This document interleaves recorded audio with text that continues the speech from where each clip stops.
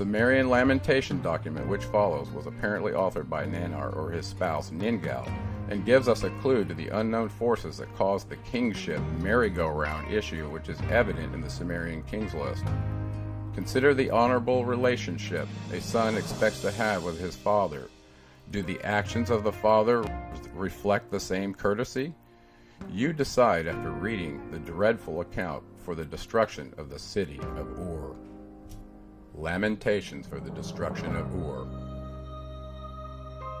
Many lament texts have been found, each mourning the destruction of a different Sumerian city. This one speaks for itself. The goddess of Ur, Ningal, tells how she suffered under her sense of coming doom. When I was grieving for that day of storm, destined for me, laid upon me, heavy with tears, that day of storm, destined for me, laid upon me, heavy with tears, on me, the queen. Though I was trembling for that day of storm, destined for me, I could not flee before that day's fatality. And of a sudden I espied no happy days within my reign, no happy days within my reign. Though I would tremble for that night of cruel weeping destined for me, I could not flee before that night's fatality. Dread of the storm's flood like destruction weighed on me, and of a sudden upon my couch at night, no dreams were granted me.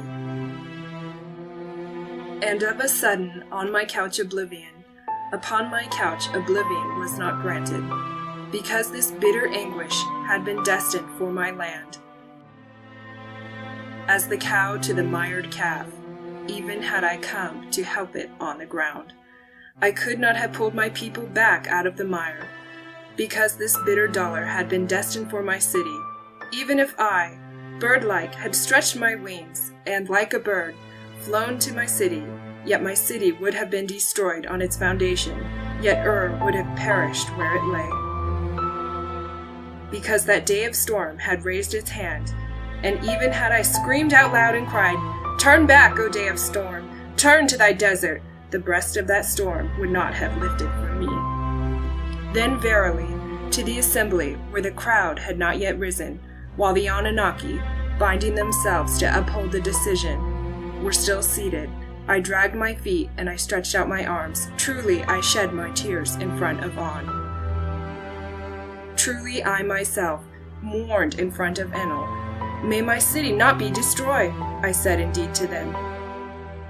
May Ur not be destroyed, I said indeed to them. And may its people not be killed, I said indeed to them. But On never bent towards those words, and Enlil never with an "It is pleasing, so be it," did soothe my heart. Behold, they gave instruction that the city be destroyed. Behold, they gave instruction that Ur be destroyed, and as its destiny decreed that its inhabitants be killed. Enlil called the storm, the people mourn. Winds of abundance he took from the land, the people mourn. Good winds he took away from Sumer, the people mourn. Deputed evil winds, the people mourn, and trusted them to King Galuda, tender of storms. He called the storm that annihilates the land, the people mourn. He called disastrous winds, the people mourn. Enlil, choosing Gibil as his helper, called the great hurricane of heaven, the people mourn. The blinding hurricane howling across the skies, the people mourn. The tempest, unsubduable like breaks through the levees, beats down upon, devours the city's ships. All these he gathered at the base of heaven. The people mourn. Great fires he lit that heralded the storm. The people mourn, and lit on either flank of furious winds the searing heat of the desert. Like flaming heat of noon this fire scorched. The storm ordered by Enlil in hate, the storm which wears away the country, covered Ur like a cloth, veiled it like a linen sheet. On that day did the storm leave the city. That city was a ruin. Aye, Father Nana, that town was left a ruin. The people mourn. On that day did the storm leave the country. The people mourn. Its people's corpses, not potsherds, littered the approaches. The walls were gaping, the high gate, the roads were piled with dead. In the wide streets, where feasting crowds once gathered, jumbled they lay. In all the streets and roadways bodies lay. In open fields that used to fill with dancers, the people lay in heaps. The country's blood now filled its holes like metal in a mold. Bodies dissolved like butter left in the sun.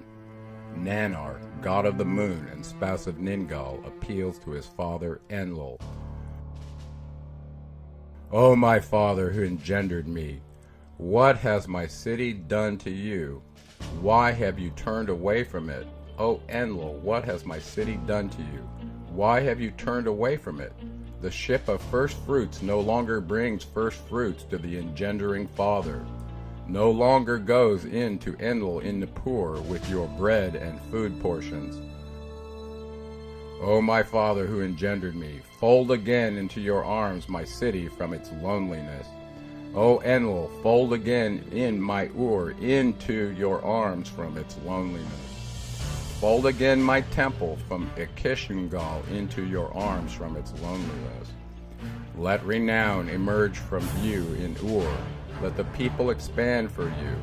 Let the ways of Sumer, which have been destroyed, be restored for you. Enlil answered his son Swain, saying, The heart of the wasted city is weeping. Reeds for flutes of lament grow therein. Its heart is weeping. Reeds for flutes of laments grow in. Its people spend the day in weeping. O noble Nana, be thou concerned about yourself. What truck have you with fears? There is no revoking a verdict, a decree of the assembly. A command of On and Enlil is not known ever to have been changed. Ur was verily granted a kingship. A lasting term it was not granted. From days of yore when the country was first settled to where it has proceeded now, who ever saw a term of office completed? Its kingship, its term of office, has been uprooted. It must worry you, my Nana. Do you not worry. Leave your city.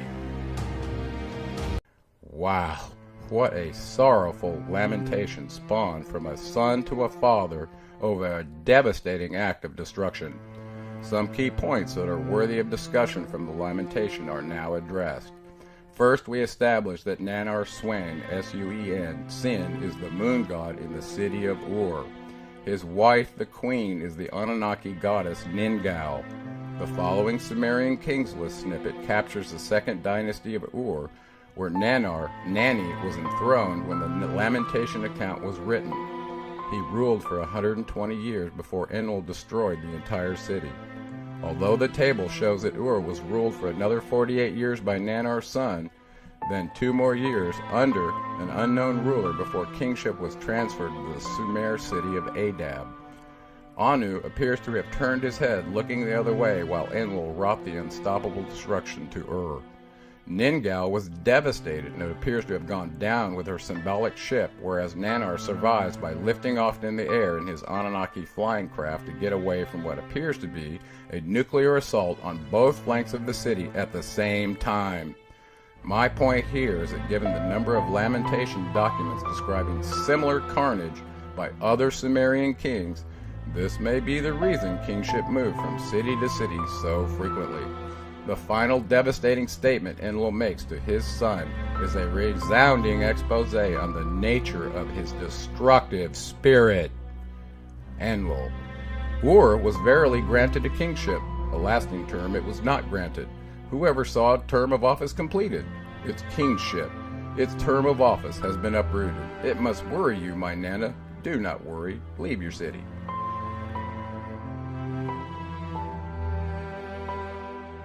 Wow. In the excerpt from the Lamentation above, Enlil provides a cursory explanation as to why the city of Ur was destroyed, even though his son Nanar was the king and his son.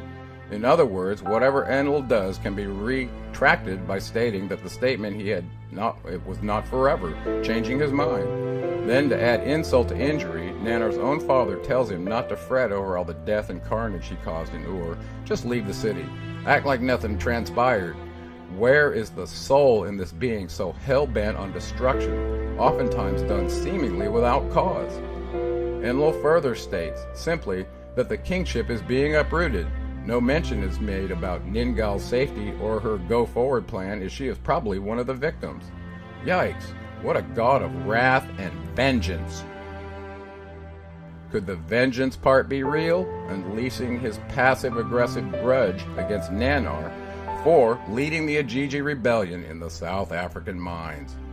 This seminal historical document forced me to address my own belief system, a lamentation explaining the end of a rulership recorded for us today to reflect upon. The account is a devastating retelling of the destruction of Ur by its king and queen, Nanar Sin, and his consort, Ningal. Nanar is Enlil's son that appears as the African mine rebellion scene where he took the leadership role as a fellow god, acted as a community organizer, and led the armed miners in a rebellion to his father Enlil's fortress, surrounding him at night. Imagine the grudge that the high-ranking commander Enlil probably held towards Nanar for leading the Ajiji rebellion, disrupting progress towards the gold mining efforts. The rebellion led by Allah, Nanar Sin, potentially embarrassed his father in front of his father, Anu, after leaving the African mines unattended. Enlil was rebuked by his father for his destructive offer to kill a miner to end the rebellion and get the productivity numbers back on the high end of the bell curve. Consider the spirit of this being that left Africa operating as a tyrannical overseer, a brutal taskmaster, landing in the Sumerian kingship headquarters at the time of Ur. According to the Sumerian kings list, Ur was the place kingship was transferred from the previous city of Uruk, home of King Gilgamesh. This same spirit, represented symbolically with the Lord of the Air mascot, the bald eagle. Death from above, hoorah! As a former chopper pilot in the U.S. Army, I heard this kind of saber rattling from many fronts in my soldiering days. So how do we transit from Mesopotamian cities where the mass carnage ensued to a connection to this spirit to the dark forces leading to the New World Order rebellion? Just follow the symbols and they'll lead you back to the causal source of it all.